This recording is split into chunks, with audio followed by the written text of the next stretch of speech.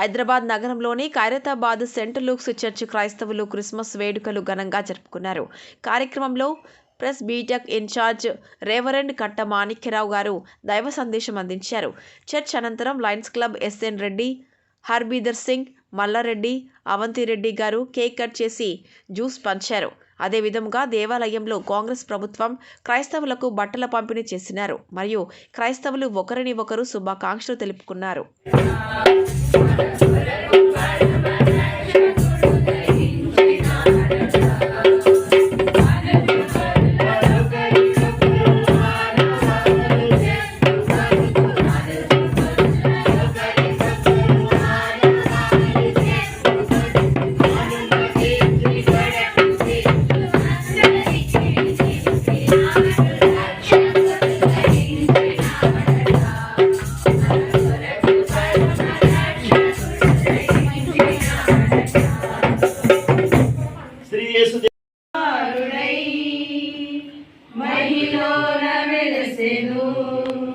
మన కొరకై జన్మించెను